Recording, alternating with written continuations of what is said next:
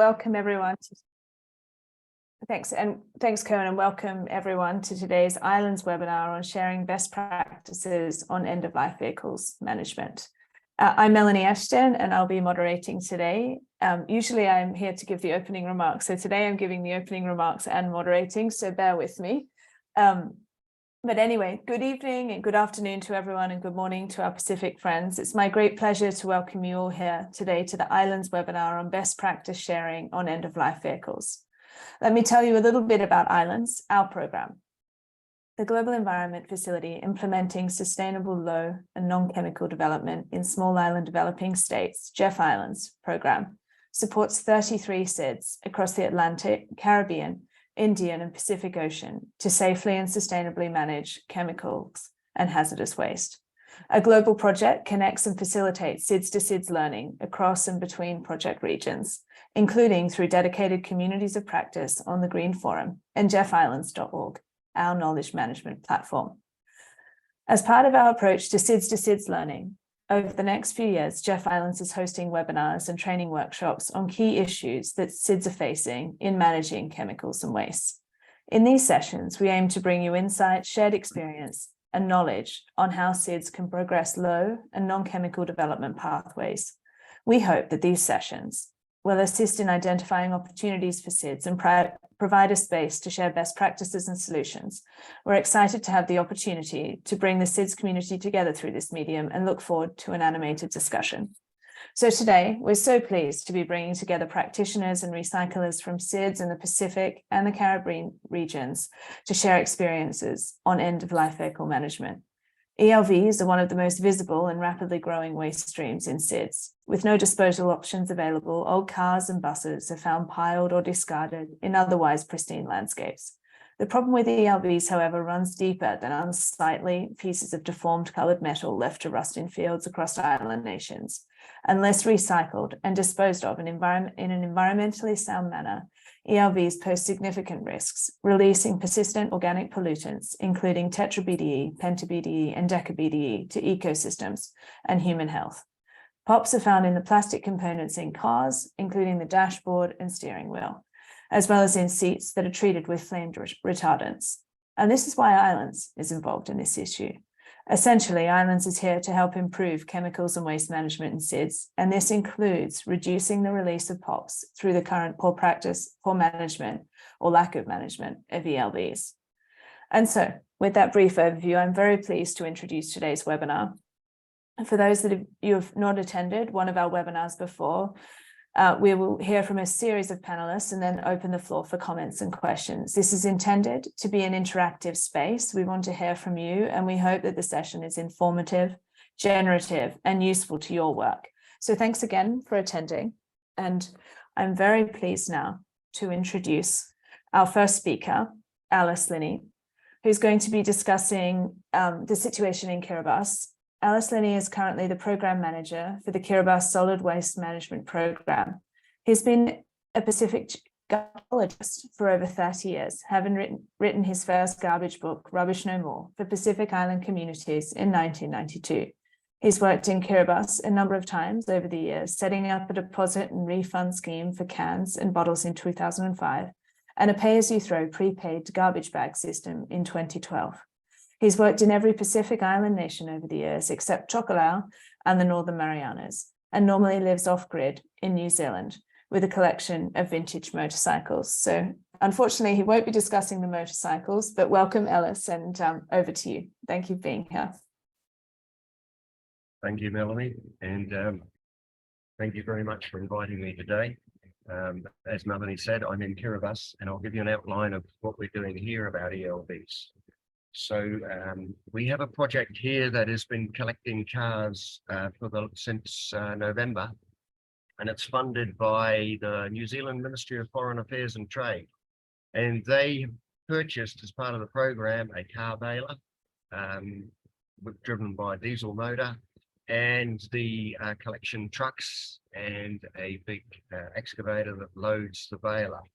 And they're bailing cars as we speak. This goes back in 2004, 2005, we collected a whole lot of cars, and we put them into the recycle yard, and they got shipped out in 2007 in bulk on a barge. And then again in 2012, we started collecting cars again and filling up the yard. And then it got to a point where there's a pile of scrap metal about 10 or 15 meters high, and they couldn't really get any more of it. And New Zealand has come to help us. So how it works is New Zealand has hired or engaged a New Zealand scrap metal company, Macaulay Metals Limited, and they operate the equipment and run the collection system.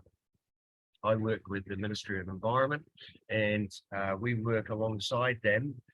Our work is more to carry on afterwards and set up a long-term system for this collection of vehicles. So the key issue here is that in straight terms, the value of the scrap is from Kiribati, because the shipping costs are so high, is not worth, when you fill a shipping container and you send it overseas and you pay for the cost of shipping, you're not going to make the value of the scrap back, aside from all the other costs. So this is a crucial thing that you have to come to terms with at the beginning. Now, our model is much more along the lines of a deposit refund system for cars. Now, we're fortunate in Kiribati that we have legislation from 2004 that puts a deposit and a refund on aluminium cans, PET bottles, and lead acid batteries. And when the legislation was written, it was set up in a way that other items can be added through the regulation rather than having to go to the Act. So this makes things a whole lot easier to add additional items. The big stumbling block here has been the capital cost of getting the equipment. And New Zealand very generously has met that capital cost. And just the equipment itself, with the baler, the excavator, and the trucks, is getting on towards $1,800,000 New Zealand or Australian dollars. So it's quite big. The baler itself is a $400,000 or $500,000 item. Now, what we intend to do is that, and the government has to agree to this, but part of our program is to produce the plans that will define this. So what we intend to do is to put cars into our deposit refund system, so that a car arriving in the country would pay a deposit. Now, the deposit needs to be large enough to create a big enough incentive at refund that the people bring the cars back to get their money back. So if we put, say, just for example, just pulling figures out of the air, a deposit of $600 on a car at import, and we paid a refund of $500 to the person who brings it back, that actually gives us a $100 handling fee, potentially, that we can pay to the recycler to help pay for some ongoing costs. We think that at the moment, from here, we have to actually subsidize the shipping of a car to the tune of around about $20, $25 per unit. So where are we going to create a business model aside from the handling fee? If we just have the handling fee, we're probably too marginal. What we believe is that, and what we see is that a lot of vehicles go out of use and then they get parked in people's front yards, and they often start waiting for spare parts, and the spare parts don't come. Or meanwhile, your cousin comes along and borrows a tire, which is the wheel. And once the wheels go, you're in trouble. In fact, you've only got to lose one wheel and probably the vehicle's never going anywhere again. And once you've lost one wheel, you soon lose the other three. And then it's kind of all over. And so then the car sits there until finally, after 2 or 3 years, people think, well, this isn't going anywhere. But then it's too late. If we had a sizable refund, we believe that people will want to turn those cars in to get their refund. So if they know that car's worth $500 sitting in their front yard, well, we hope that they'll say, either bring it into the yard or else they will call for the collection truck maybe pay a collection fee based on where they are, 50, 80 bucks. We take it in. Now we've got to strip that car for spare parts. Because one of the big reasons that so many of these cars do die, for quite simple reasons, is that there's no spare parts. And a lot of vehicles in Kiribati, virtually all of them come secondhand from Japan. And actually, we have large numbers of similar types of vehicle. So the spare parts model is actually really where the money is. We have fairly cheap labor costs. So stripping out the vehicles and getting the spare parts is the most significant part of making a business model work. Now, what we would do is the ministry would own all the equipment, and then we have a contract with somebody who would operate the equipment under a deal with the ministry. So we get over the problem of the initial capital cost.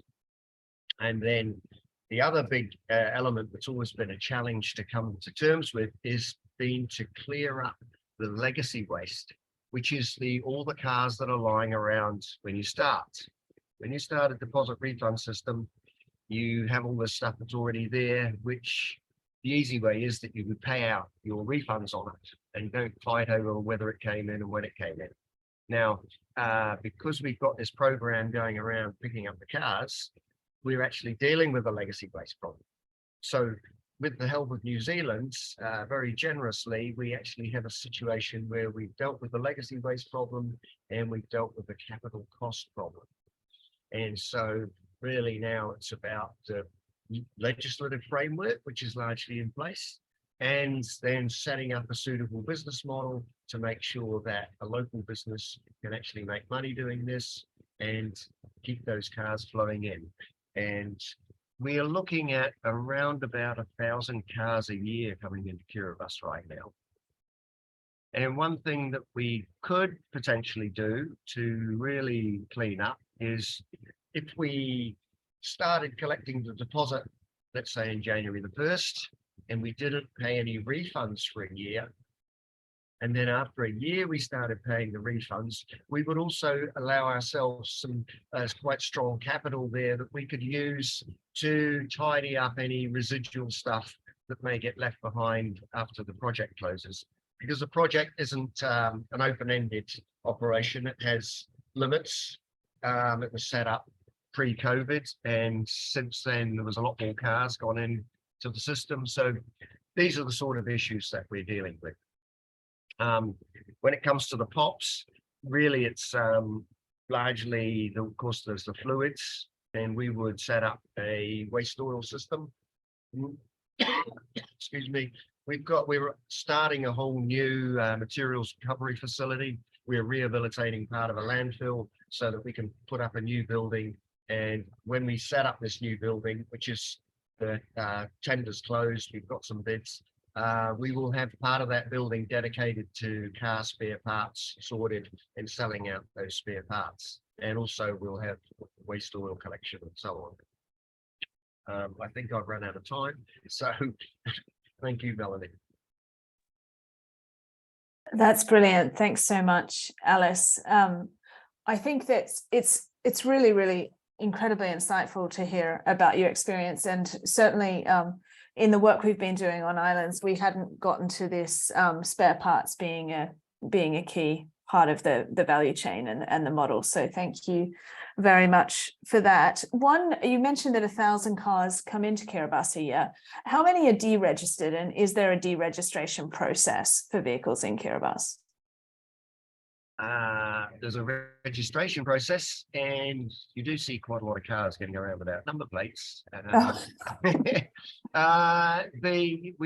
We wouldn't want to rely on a registration process in order to, we got to have a system that's as simple as possible.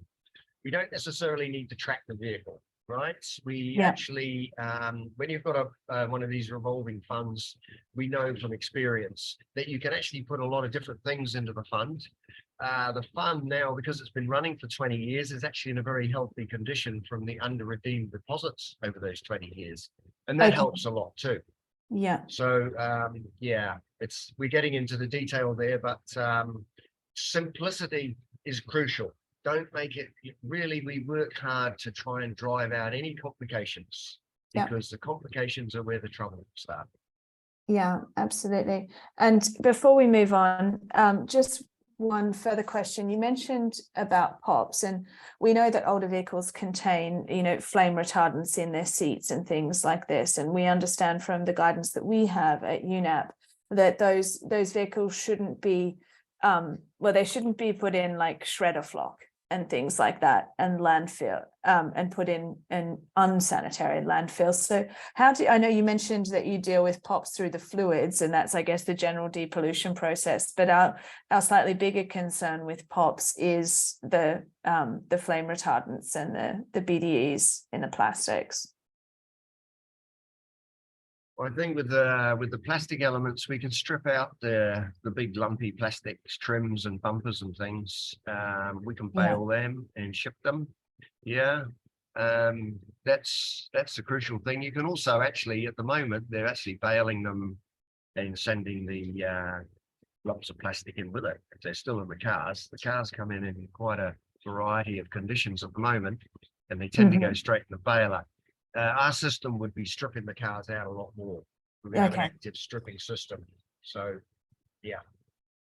Yeah, perfect. And then we just have one more question from Pablo, who's in the audience. He asked, what's the average age of the vehicles arriving in Kiribati? Okay, so about 4 years ago, the government passed legislation to restrict vehicles older than 10 years old. So the vehicle's coming in, the vehicle comes in today. I bought a car when I got here. It was 2013. That's the typical age. The vehicles that you're buying are 2012, 2013, 2014. They're the cheapest ones. They're little vehicles coming out of Japan. If at a $600 deposit, the cheapest vehicle you can buy new off the boat secondhand is about $8,000. So the deposit is less than 10%. Less than 10% of the purchase price. Yeah, sounds valid. And then the refund, of course, is most of that. And the refund just goes to whoever produces the car for the refund. We don't have to track owners or anything like that. Yeah. Okay, that makes sense. And then Pablo just has one further follow-up question, which was, do you also have a plan for the filter catalyst from old vehicles? Materials from these components are quite valuable and could be reused. I guess the catalytic converter is what he's talking about. Yeah, the catalytic converters. Yeah, okay. So what we notice is that the vehicles coming in right now, a lot of them are missing their catalytic converters. So we need to get onto that, and that's about somebody buying the catalytic converters and leaving the rest of it for, that's the classic problem with people picking the eyes out of the value chain. So that's about local operators, small operators jumping in and grabbing the copper and the catalytic converters. So there's ways around that using our current customs legislation and restricted exports and things like that. So absolutely, but I think Pablo's question was more around, as you're crushing used vehicles, are you taking, is that the spare parts model selling the catalytic converter, I guess? We would definitely strip out where it looks to be feasible, catalytic converters, to sell them separately. Aluminium. You've got a class of aluminium called irony aluminium, which is where you get like cylinder heads that have got steel bits in them and so on. And we'd look at that and see how much we can strip out. In 2004, we did a brief study where we stripped down a vehicle to see what the value of the spare parts was. And clearly then the value of the spare parts from a day or a day and a half stripping was far in excess of anything else. And we took the spare parts around to some local car repair people and said, how much would you give us for this? And to get a real world a feel for the value. And that was clearly, okay, it's the spare parts and it's getting the vehicles before they're gone too rotten. That means you need a big enough refund to encourage people to turn them in before they've got too rotten. Yeah, that's a crucial thing. Brilliant. Thank you, Alice, for your presentation and also for taking the time to answer those questions. It's very insightful and we could speak for a long time on this, and I'm sure questions will continue. We're very pleased now to have Anthony May with us. Anthony is from Belize. Anthony is the Chief Executive Officer of the Belize Ministry of Sustainable Development, Climate Change and Disaster Risk Management, Department of Environment. He has over 15 years of experience working with the department, most recently as the Senior Environment Officer. He holds a graduate degree in Sustainable Development and an undergraduate degree in Biology. Anthony, we also met in Geneva recently when he attended another meeting we had with islands on ELVs, and he made some very brilliant and interesting interventions. So very happy to have you here today, Anthony. The floor is yours. Thank you. Let me just offer a quick clarification. My position is the Chief Environmental Officer within the Department of Environment, which is again, I report to the Chief Executive Officer of the Ministry. I think we promoted you in your bio, Anthony. Exactly. Yeah. Hopefully your CEO isn't on here. Sorry. Yeah, that's okay. That's okay. But firstly, let me start by just thanking you for the opportunity to share the experience in Belize as it relates to how we manage end-of-life vehicles. Our situation, as with every other country, is quite unique.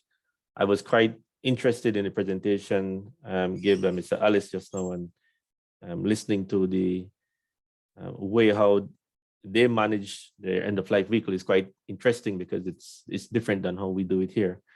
As you know, Belize is, in terms of geography, Belize is within the Central American Isthmus, and so we have the Mexico north and Guatemala south and west of our country. So we have the Caribbean Sea to the east.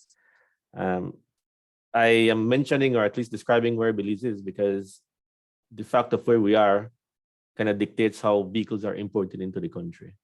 And so most of our vehicles comes from the United States of America. We are quite close to the US.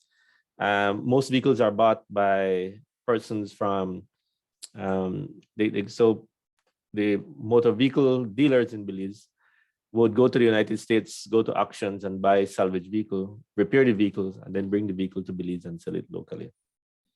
That is important because that will then determine the extent or the lifespan of a particular vehicle. We also have a sector in Belize that deals with motor vehicle sale that deals solely with new vehicles, which is good. So the newer the vehicle, the longer the lifespan. The older the vehicle, and salvage vehicle has a tendency of not lasting as long. And again, Belize is a tropical country. We have several areas that has mountains, etc., which put more strains on this vehicle. And again, we're a developing country, and so the vehicle is not used solely for luxury purposes, but also for work, etc. And so then the lifespan of vehicles in Belize is not that long because of the factors that I just mentioned. And so as it relates to how we manage these vehicles, we have legislation by the name of the Summary Jurisdiction Offences Act. This is a bylaw that is enshrined within the structure of local governments. So Belize has 6 districts.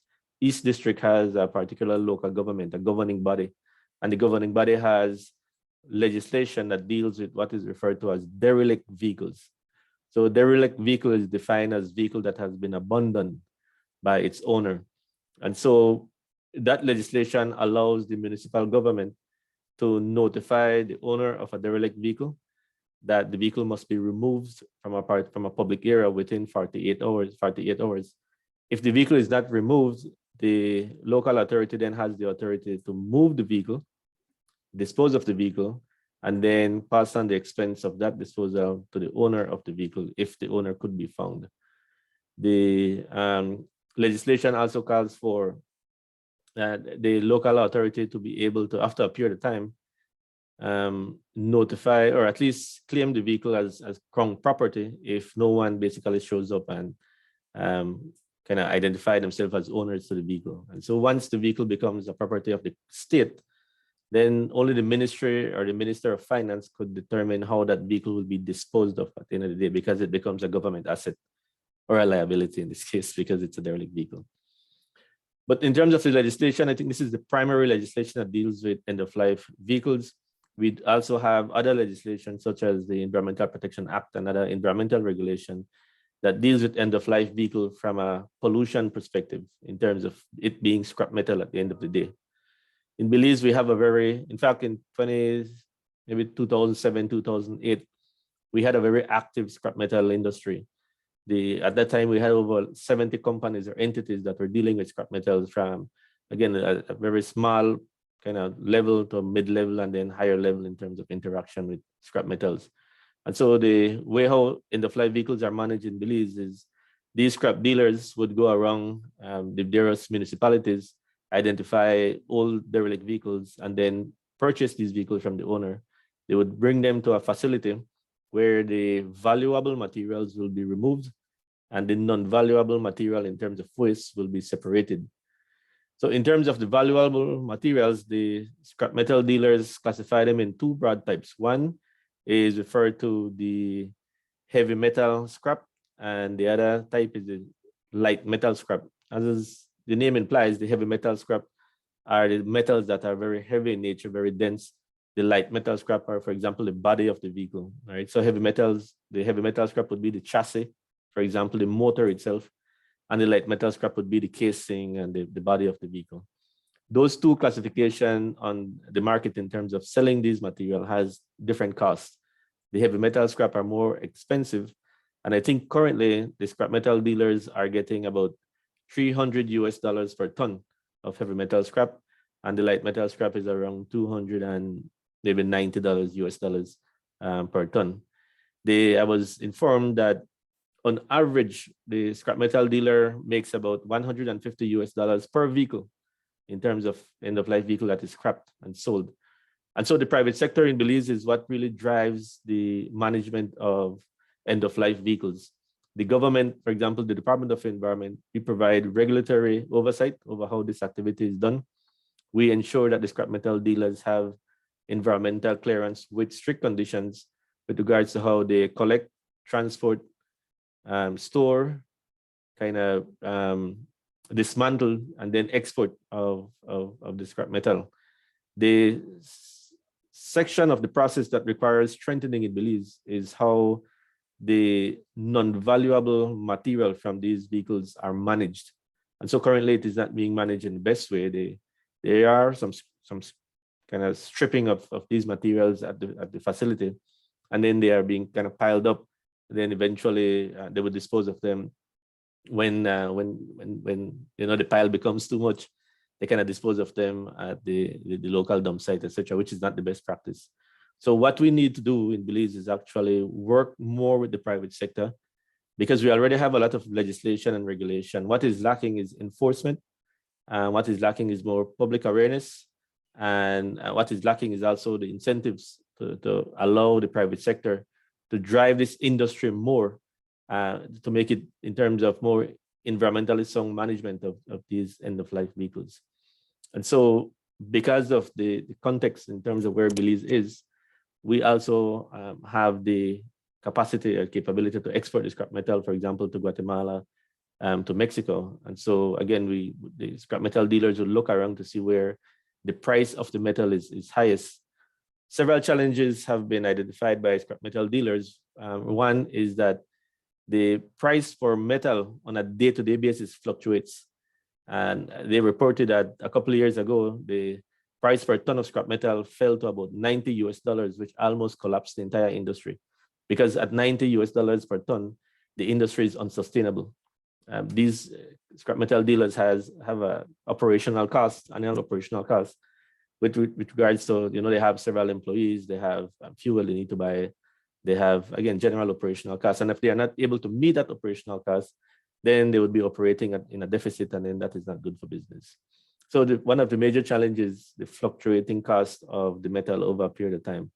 And again, they have to be clever, because they have to be able to forecast if the price for metal will go up or will go down into the future. So if they could determine if the price will go up, then they kind of store the scrap metal and then they wait to sell the scrap metal until the price is high. If the price goes down, then if the price goes up, they store it. And when the price goes down, they have to try to hurry sell this material before it goes too low, so that, again, the business remains profitable. In terms of other challenges, they mentioned that they would appreciate if the government could be more flexible as it relates to the permitting process. So in Belize, we require that scrap metal dealers obtain permit to export any type of material as it relates to their activity. And so they're saying that the government process in terms of the bureaucracy could be a bit easier and flexible for them to be able to better export the products. Even, for example, they mentioned that the border in Belize operates on a regular work day basis from 8 to 5. And they're saying that if the border would have been, able to open 24/7, it would have put them in a better position and give them more flexibility as it relates to exporting these scrap metals. They also asked for the possibility of the government giving subsidy for fuel costs, because transportation is one of the highest operational expense in the private sector scrap metal sector. And they're saying that if the government could subsidize some of the fuel costs, that would put them in a better position and kind of drive them to manage and operate the operation in a more environmentally friendly way, because they see environmental management as an expense rather than a benefit. I mean, we are technicians in this field. We know the benefits of operating a facility in the most environmentally sound way. But if you look at it from a private sector and investor standpoint, they look at it more as an operational expense. And so we need to build awareness, and we need to let them know that while they may see it as an expense, it is really an investment in terms of having a fully efficient and effective operation within your facility. And so that's just kind of the Belize scenario in terms of how we have been managing end-of-life vehicles. And there's much more that we need to do. We definitely need to build our database in terms of understanding through the customs system how much vehicles are coming into the country, because if we could determine that, then we could effectively put in place an effective management plan so that we could determine what's the average lifespan of a vehicle, and we know within the next 2-3 years we will have X amount of vehicles that needs to be managed and disposed of. We could work with private sector closely to share this information so that they could project and know what to expect within the next 5, 6, or 7 years. And so that would put us in a better position. Again, public awareness is also very important, not only for the public, but for the private sector. The companies that are managing scrap metal, they need to know the impacts that they are having on the environment and human health as it relates to mismanagement of these kind of non-valuable materials coming out of these vehicles. I guess that's most of at this time what I would want to share. If there's any question, I'd be glad to answer any. Thanks so much, Anthony. That was really insightful. There is a question from one of the participants wondering if you have any management practices in place for e-vehicle batteries, hybrid vehicle batteries at all. I think this is a growing concern. There's a sort of shifting landscape of end-of-life vehicle waste. And so if you had any insights on that, that would be useful. Yeah, well, unfortunately, we do not have, but we do have it on our radar. We have it on our table in terms of things that we need to put in place to better manage. And so Belize is just moving into having electric vehicles. In fact, the government is in the process of procuring 2 electric buses. There is a company in Belize that has begun to sell electric vehicles.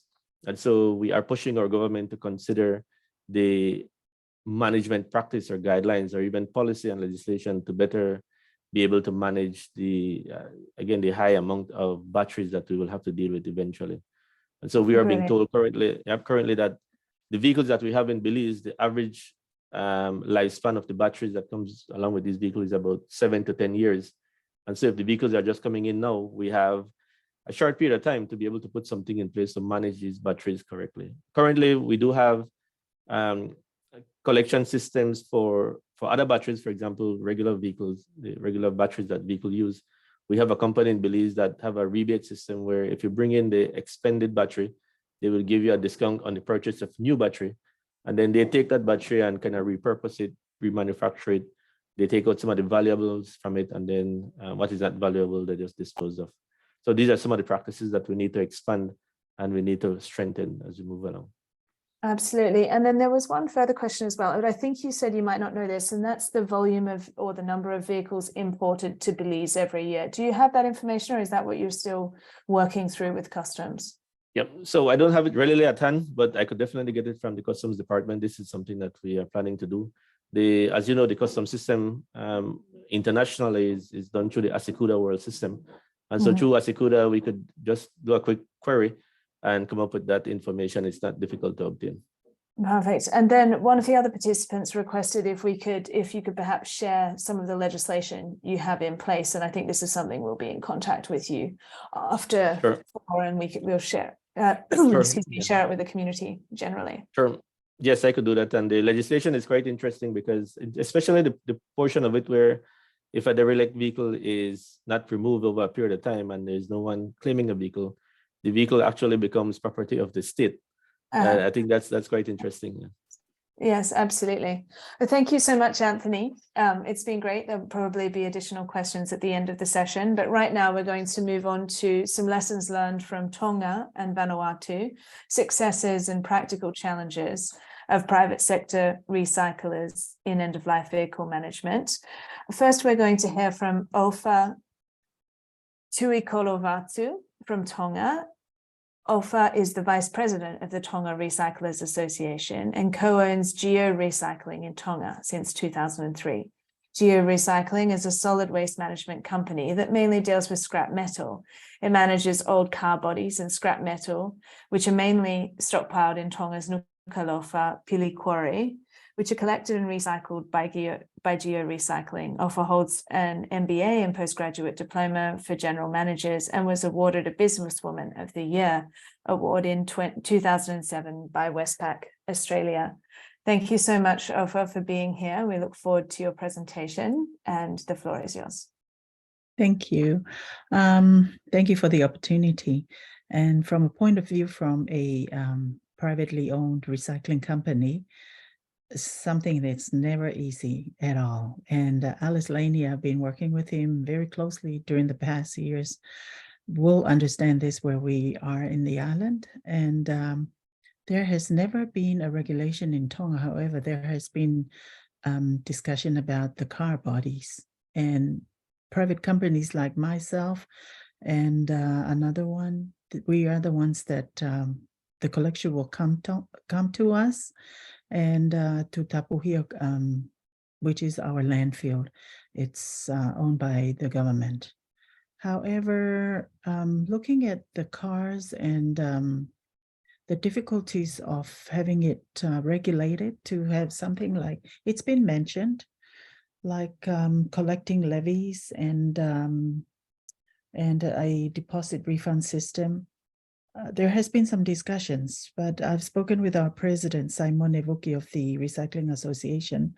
I recommended that the association should put forward a proposal for next year to be taken to Parliament so they can have it regulated that vehicles, end-of-life vehicles, there should be some kind of deposit or refund system or a levy applied, because like Alice has been outlining today, it's a problem, a huge problem in the islands of the Pacific.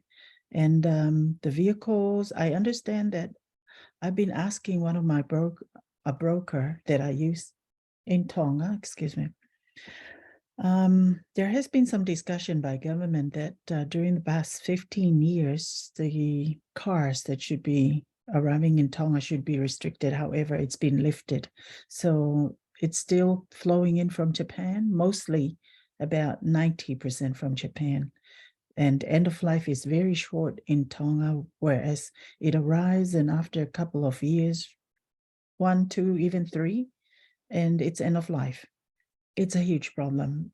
So we have collected like more than 3,000 of these cars, and we have extracted a lot of good materials, good scrap metals out of it. First of all are the batteries, which are exported with the acid out of the island, special regulation with permits, both in ends where we sell to, which is in our case was Korea, and the government of environment government in Tonga must approve it before it gets on to ship to Korea, and we have done that, and there's quite a lot of that in the island. Before, people were just dumping it in swampy area or leave it behind their backyard, but since we have introduced that they can collect it and make a bit more money from us, we have done that. And it has been, I must say that it's cleaner than before. People understand the impact of the acids, the lithium, the mercury in these batteries. And there has been some workshops funded by the Japanese government, funded by the Australian aid and the New Zealand government, the importance of not dipping those acids in the on the ground, because our water table is very, very shallow. Therefore, a lot of people in the island has understood that part. However, talking about those catalytic converters, less and less of them are coming into the island, and with the older model of cars, it's not much to look into.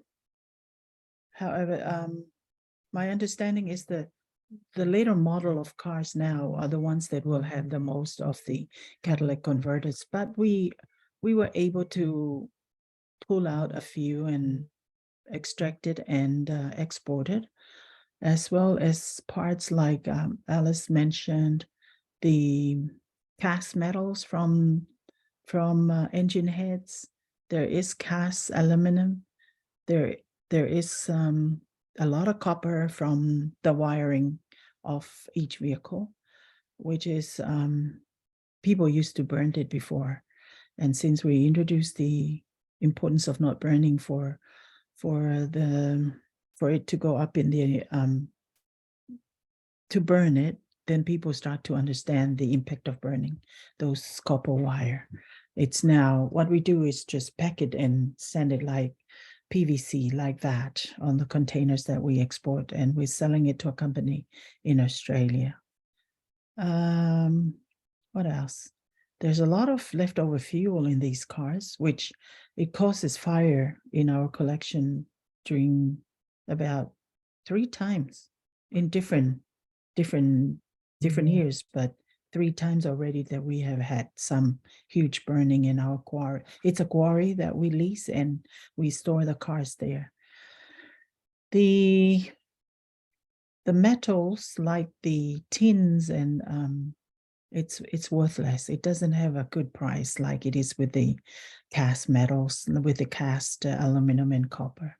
It doesn't cost, I think it's like 36 cents now per kilo, which is 360 a ton. It's not much to foot a container to be exported from the island. So what we do, we mix it before we send it to overseas for the recycling company, which is our buyers.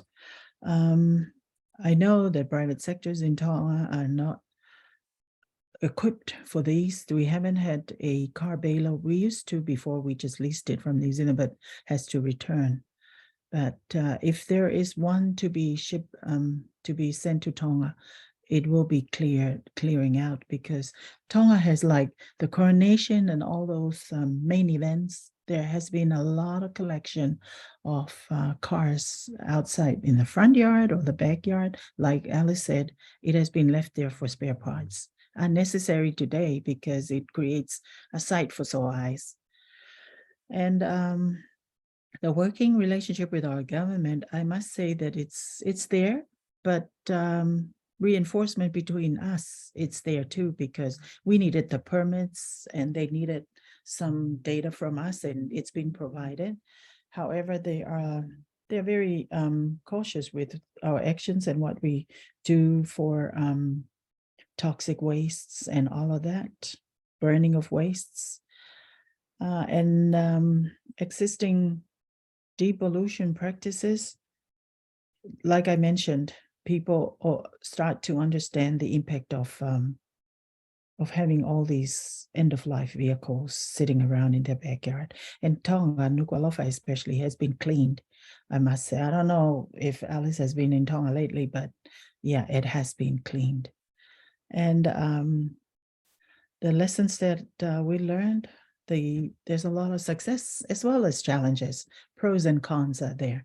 Success is we provide jobs for our employees, and the challenges are the shipping companies are more and more getting more expensive, and it's because the rise cost in the fuel, the labor cost has gone up.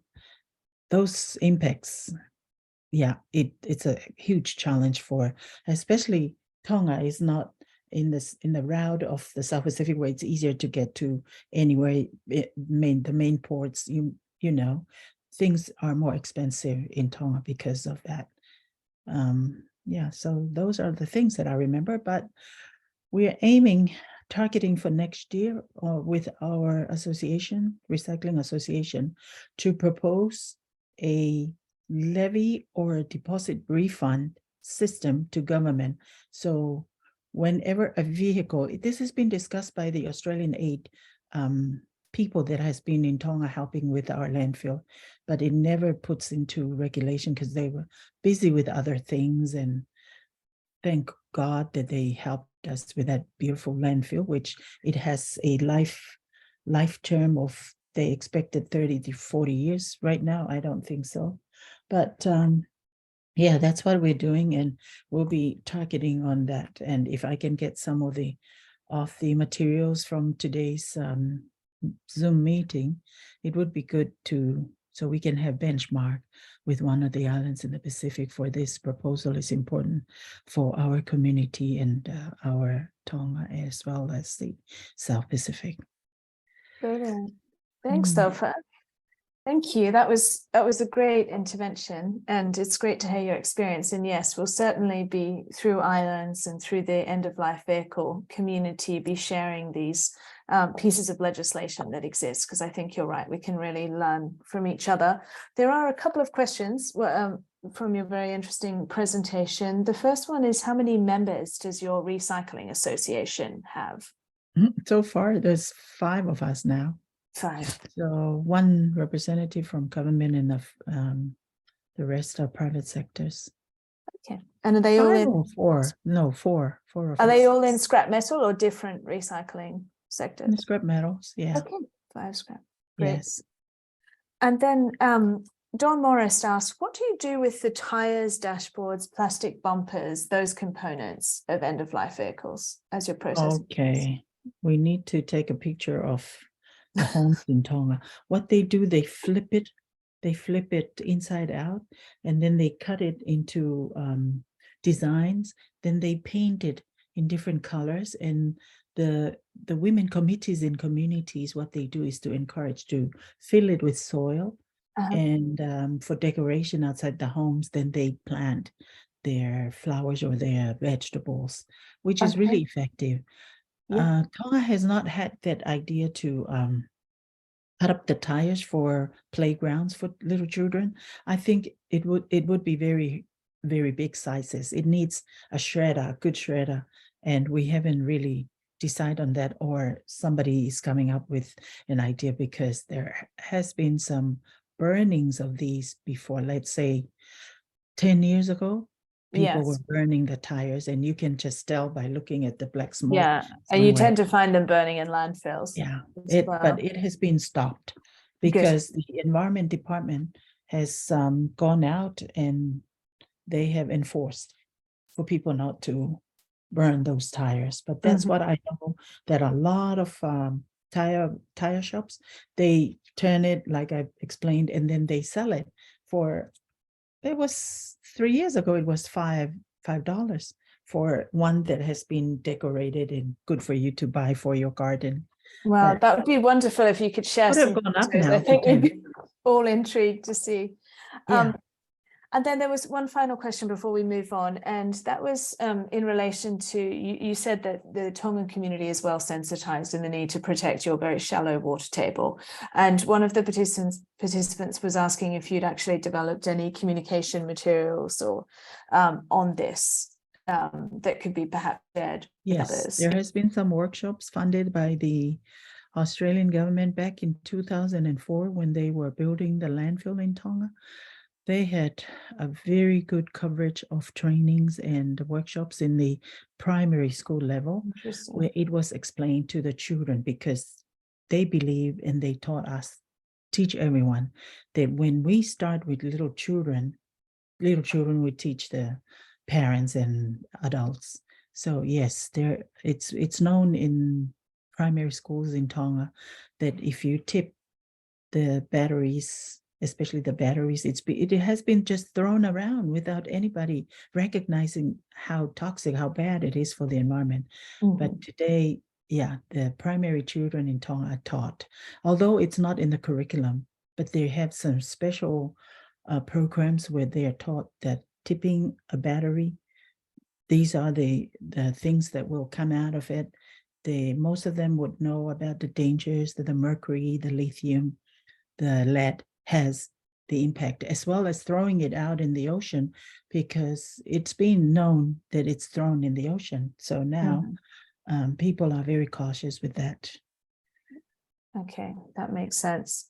Well, thank you, Ofa. Now we're going to be moving over to Melanesia and to Andrew Hibgame in Vanuatu. So Andrew is the chair of Vanuatu Recycling and Waste Management Association, a founding member of the Australia, New Zealand and Pacific Islands regions Plastic Pack, and the founder of Recycle Corp Vanuatu Limited. Recycle Corp Vanuatu is a recycler and contractor that collects, processes and exports scrap metal. Recycle Corp is continuously improving its scrap metal processing infrastructure while exploring markets for other recyclable materials, including glass, which they started repurposing recently. Andrew is focused on ensuring environmentally sound recycling, and he's now lived in the Pacific for 20 years and is a citizen of Vanuatu. Andrew, thank you so much for being here. Definitely the reward for the nicest view. Thank you, and over to you. Thank you very much. It sounds much more impressive than I actually are. Recycle Corp, we started 15 years ago. We have a scrap metal yard in Port Vila and one in Luganville, the two major centres. So I'll just really focus on the end-of-life vehicle components today. Last year, there was 876 roll-on, roll-off cars or buses that came into Vanuatu. That's small vehicles that can go on the roll-on, roll-off transporters. And there was probably another 100 or so containerised, typically small Matisses and things that are used in taxis, etc. So probably we estimate somewhere around about 1,000 vehicles a year. In the last 12 months, we've processed at least 200 identifiable vehicles, and there would be a bunch more that are chassis or parts thereof, etc., that haven't come in at looking like a vehicle. In fact, I'll just share my screen for a second. I'll just run through what we do with the vehicles, if that's okay. Absolutely, please go ahead. There we go. Not sure, is that okay? Can we see it's on its way? Yeah, we can see it clearly. Thank you. Okay. So we have 4 crane trucks. This is our oldest one. I took these photos the other day. The weather wasn't so beautiful. We pick up a lot of vehicles. They come in, we pick them up on a crane truck. We then have an excavator, which we process them with. And basically the excavator, although it looks like it's a big set of scissors on there, we effectively take them apart. We cut them, slice them into parts. And it doesn't look like it, but we actually cut them, take them apart. And on one side of that slide, you'll see that one side's got the metal material on it, and the other side has got the flock and the waste that's come out of the motor vehicle. You can, where are we here? You can see that's the set of the shears up close. Basically, we just cut the tops off, we pull the doors off, rip them, tear them apart into pieces, which we can then bale. It's quite a dexterous bit of equipment. You'll see here, like there's a tyre going on that pile, and so we can actually take them apart quite well. I'll just have a quick look. Oh, there it is, thrown on the tyre. So we go through this process and we end up with frames, which are here, which we then cut up again with a plasma cutter into suitable sized pieces and remove the wheels and tyres and stuff. And there's a pile of the material there, which is ready to go to our baler. There's a pile of rubbish that's ready to go to the landfill, which I'll come back to in a second. And there's some aluminium gearboxes and bits and pieces which we further process.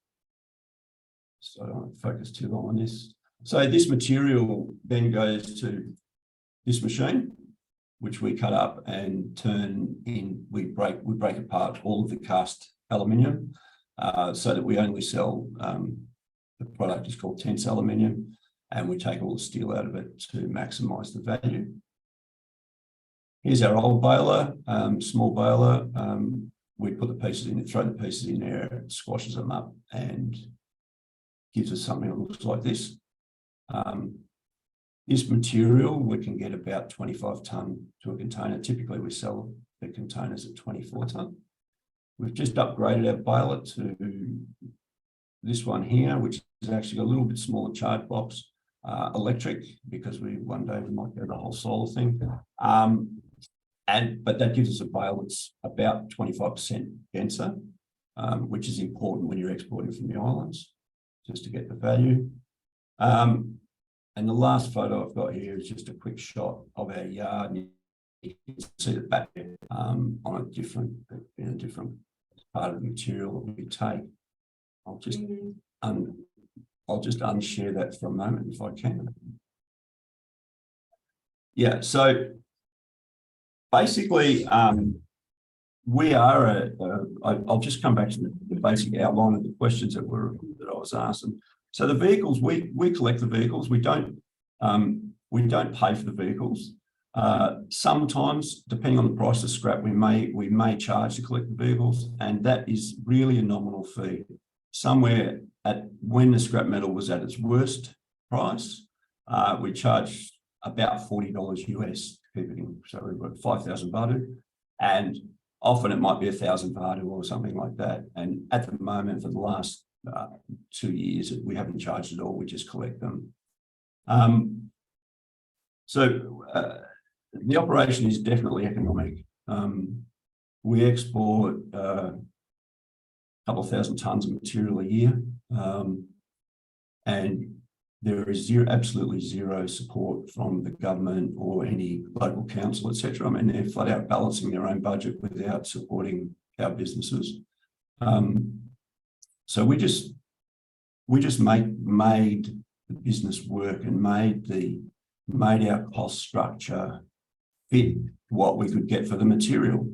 Now, I don't in any way suggest that what we do is the absolute best thing for an end-of-life vehicle, but one of the things to consider is that an end-of-life vehicle, we don't ever see a vehicle that's less than 20 years old unless it's been an accident and totally written off.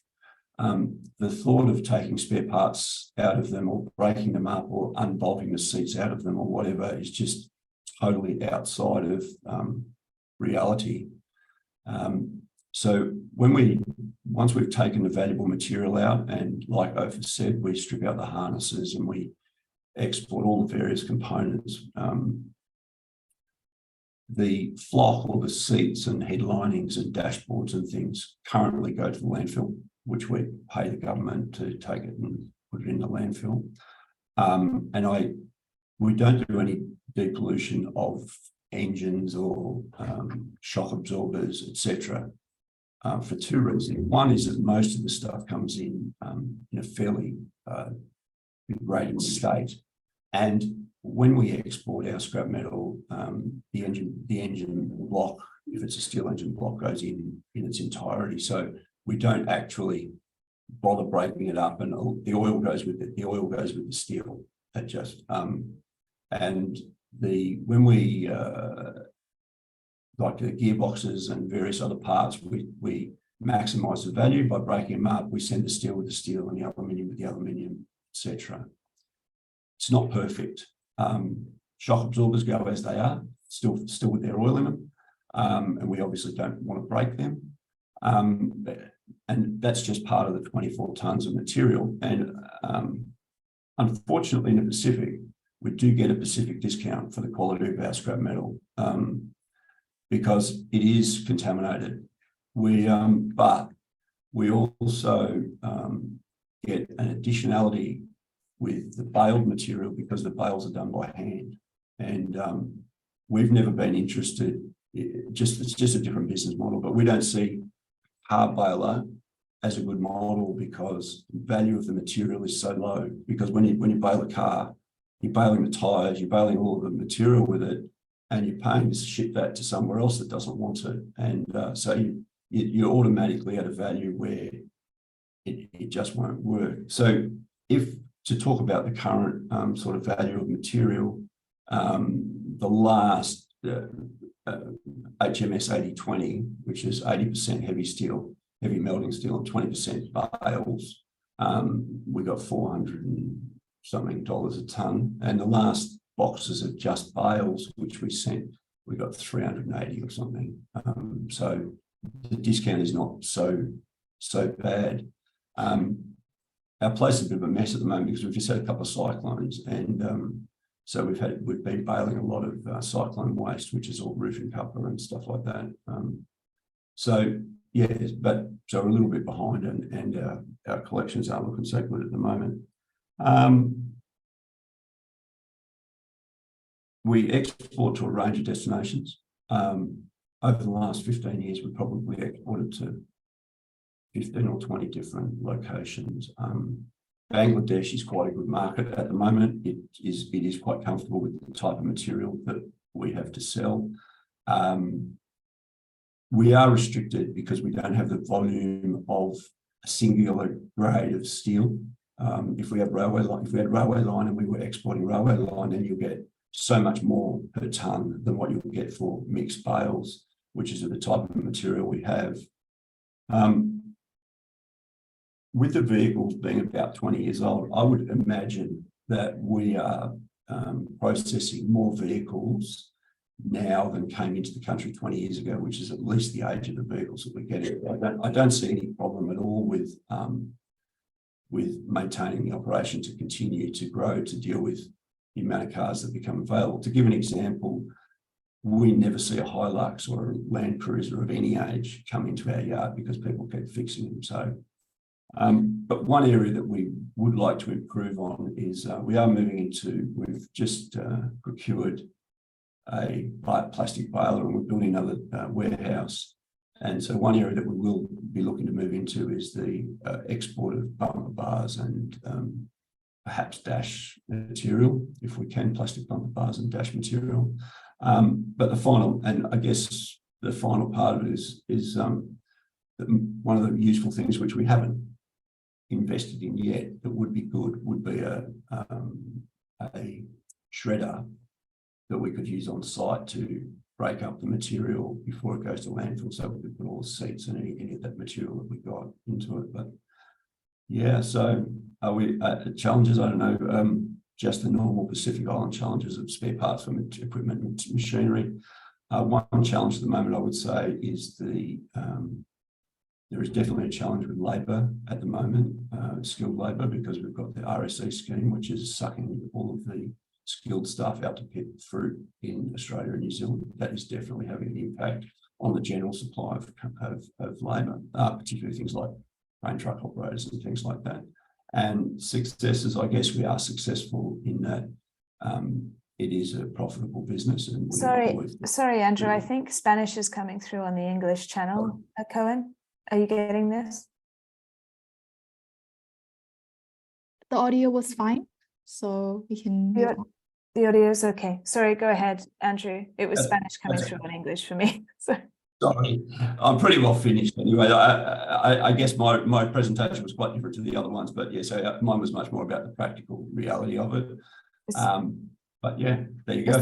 Thank you very much. It's really, really great, Andrew, and I think we very much all appreciated seeing those visuals and seeing what you do. And one quick question from my side: what do you call it when you do that thing with okay, I don't know what your machine's called. That's basically chopping up the cars. It's not a car bale, obviously.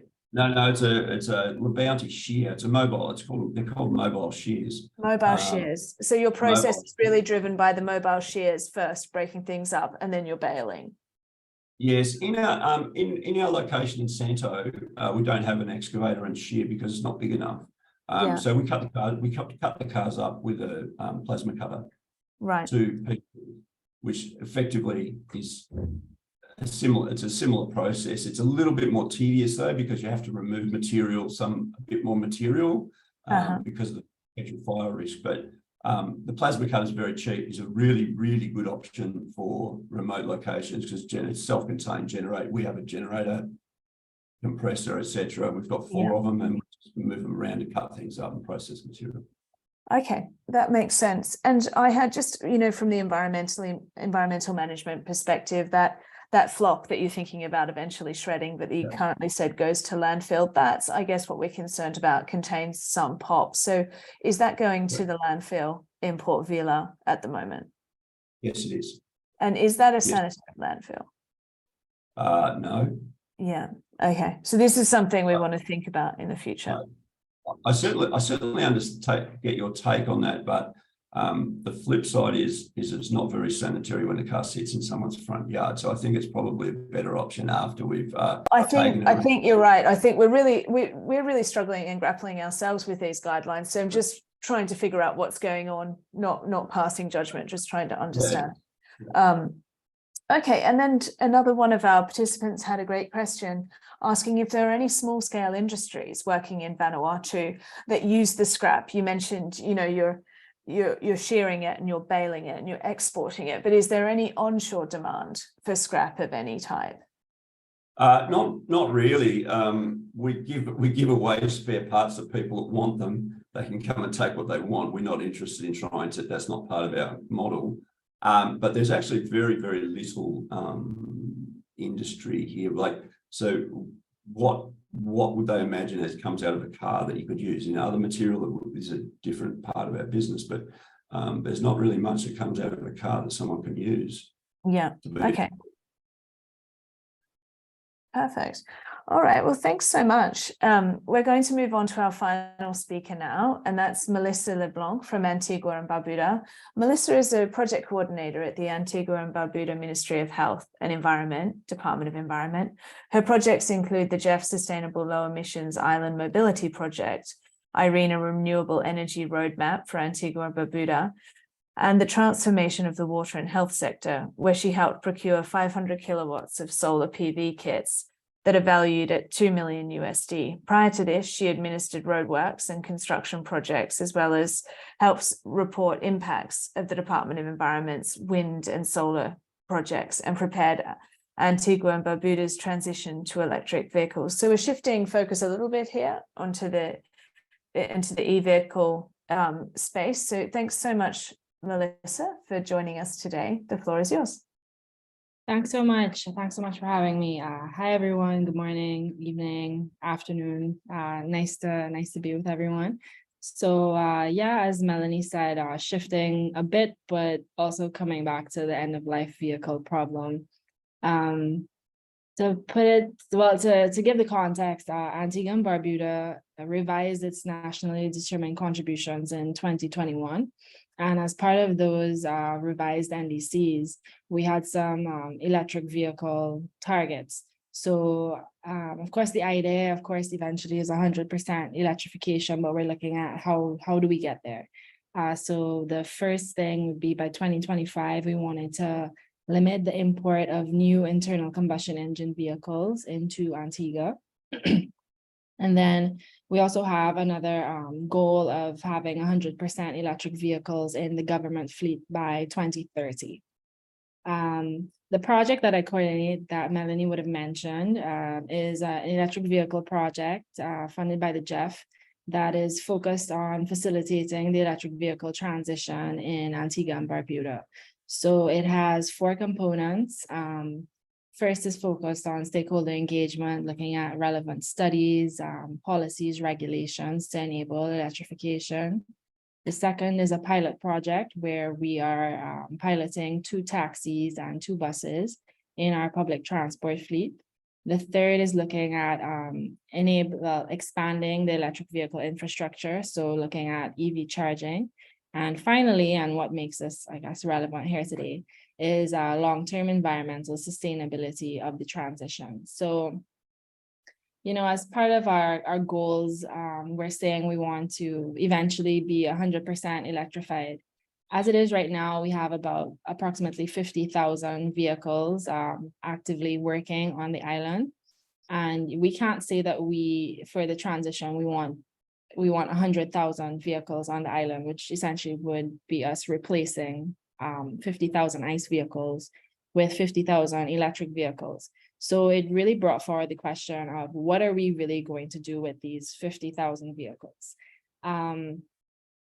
So prior to this project being implemented, the government and the Ministry of Health began a derelict vehicle program, fairly similar to I think what I heard was being done in Belize. However, I won't say that we were as successful in the long term. So it would have started pre-COVID, very similar to what we said in Belize, where the government went about and identified derelict vehicles. And it started a program where one of our scrap metal dealers was tasked with collecting all the vehicles, storing them, processing them, and going about the process to dispose of them responsibly. I want to say they got through maybe about a couple hundred vehicles, and then it was COVID. So just about everything stopped during that period, unfortunately. And the program has not really gotten back off the ground yet. We had an incident where, again, I think very similarly to what was said by one of the other speakers, we had a fire issue and all the vehicles actually burned. All the collected vehicles for the project burned. So that that initiative pretty much stopped right there, unfortunately. But I make sure I'm saying what I want to say. Right.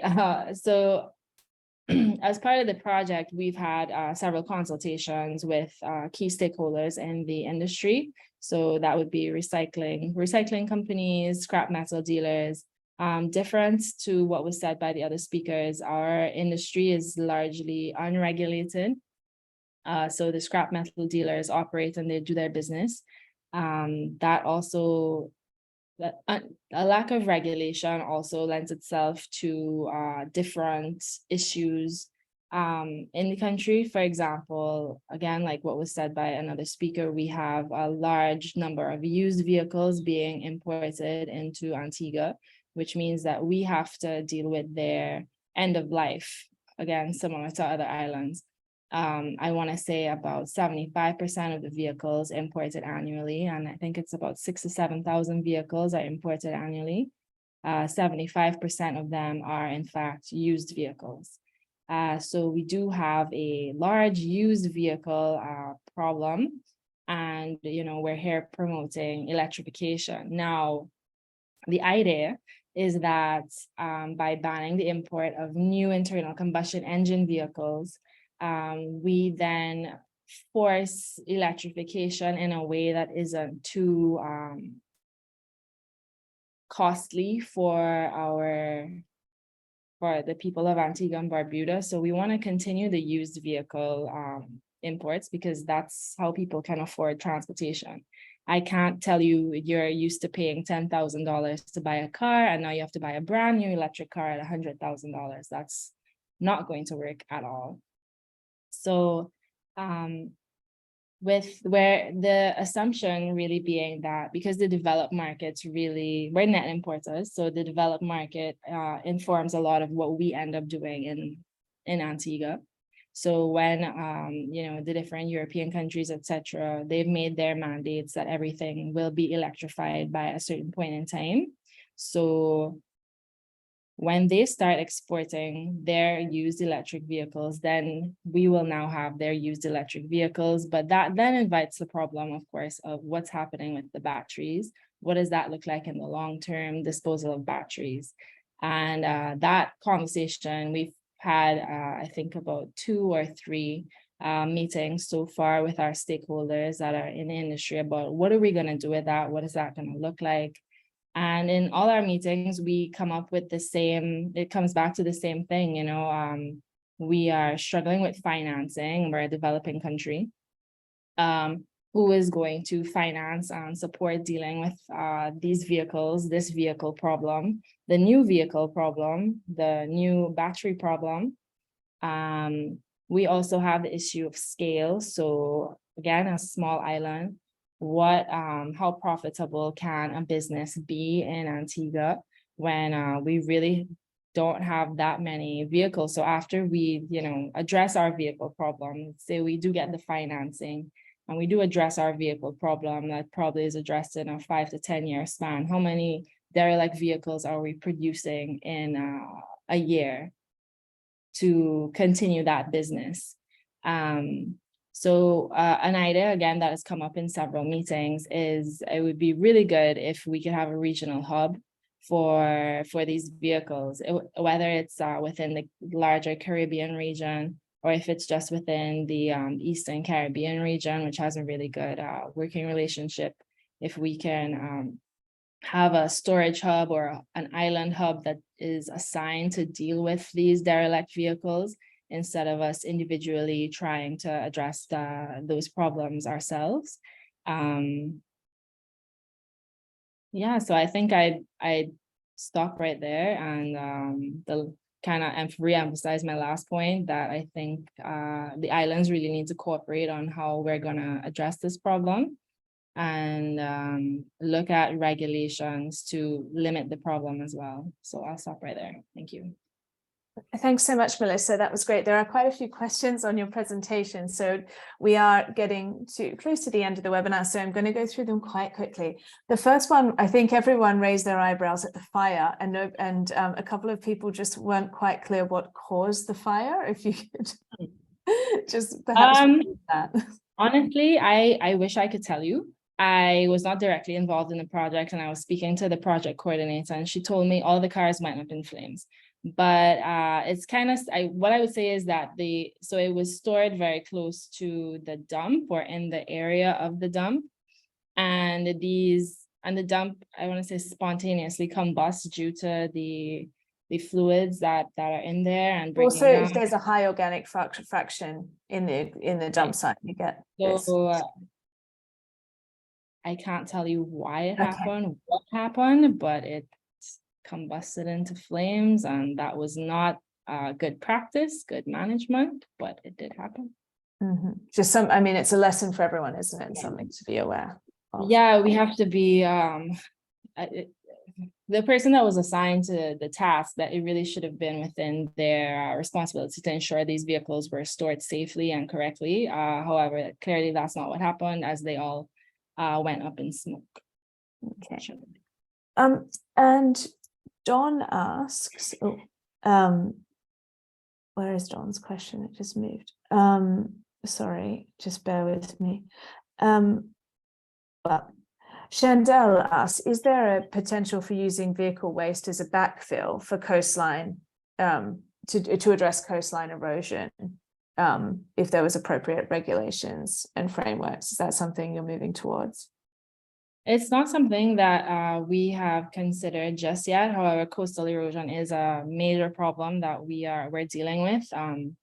One of our more popular hotels is dealing with it right now, and I want to say they're using like really big stones, rocks, limestones to almost barricade the shore. But if that is something, that is a good idea that we can consider, because we do have lots of the vehicles right now. Yeah. Okay, and do you offer, John Morris asks if you offer an incentive to your citizens for purchasing electric vehicles. Are they duty-free or reduced duties? Yeah, and you import an electric vehicle into Antigua, it is duty-free and also free of our environmental levy. Mm-hmm. And on that, Pablo also asked, how old are the vehicles imported into Antigua? At least 10 years old. Okay, at least. Mm-hmm. But so they can be more than 10 years old. Yeah, there's no regulation or restriction on of the vehicles that can be imported into Antigua. I know other Caribbean islands, Trinidad, I think, is down to 3 years, Barbados, Jamaica. They've put in limitations, but Antigua has not done that. We've had a lot of pushback from local persons. So the government has tried, but people protested, so that did not end up moving forward. And then an extension to Pablo's question was also, are there technical verifications conducted on the used imported vehicles? No, not yet. Okay. Right. Well, thank you so much. And thanks to everyone the chat's been very active, and we've been trying to track everything. We do, though, want to respect everybody's time. So thank you very much to all the speakers. As we mentioned, the last item on our agenda is that we're launching a community of practice on the Green Forum. Now, the Green Forum, I like to describe it as kind of an unsexy Facebook, but eventually it's going to be sexier. But right now we use this Green Forum, which my colleagues will be putting in the chat a link to. So Islands uses the Green Forum as a space to develop and facilitate communities of practice. We have communities on plastics, we have them on e-waste, mercury, gender, and tonight we're launching the community on end-of-life vehicles.